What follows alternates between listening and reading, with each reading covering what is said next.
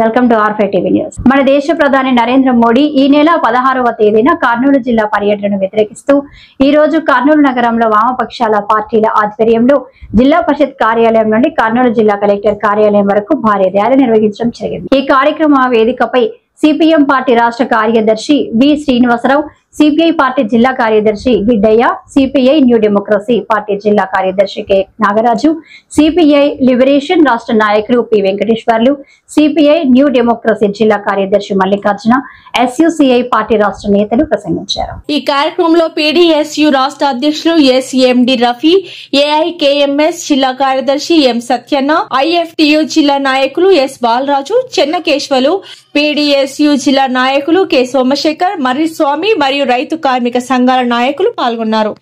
ఈరోజు super GST మహాసభకు విచ్చేస్తున్న మరి ప్రధానమంత్రి నరేంద్ర మోదీ గారి పర్యటనకు వ్యతిరేకంగా ఈరోజు వామపక్ష పార్టీల ఆధ్వర్యంలో గో బ్యాక్ నరేంద్ర మోదీ అనేటువంటి కార్యక్రమాన్ని నిర్వహిస్తా ఉన్నాం.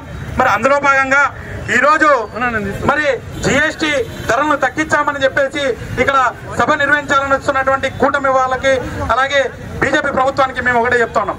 ఈ 10 ఏళ్ల కాలంలో జిఎస్టీని పెంచింది మీరే, ఈ రోజు తగ్గించామని చెబుతూ ఈ దేశ ప్రజానికాన్ని మరోసారి మోసం చేయడానికి ఈ సభను నిర్వహిస్తా ఉన్నారా అనేటువంటిది మేము ప్రశ్నిస్తా ఉన్నాం.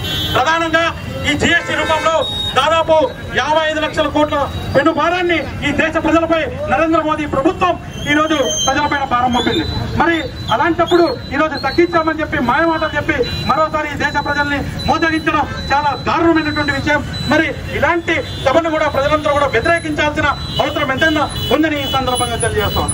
అంతేకాకుండా ప్రధానంగా 10 ఏళ్ల కిందట ఈ నరేంద్ర మోదీ గారు అధికారంలో రాకముందు మరి ఈ రాష్ట్రానికి ప్రత్యేక హోదా ఇస్తామని చెప్పి మాయమాటలు చెప్పి 10 ఏళ్ళైనా కూడా ఈ రోజు ఈ రాష్ట్రానికి మరి ఆ రోజు విభజన హామీలు ఏవైతే ఉన్నాయో దాన్ని ఏ ఒక్కటి కూడా పూర్తి చేయలేనటువంటి పరిస్థితిని తీసుకొచ్చారు.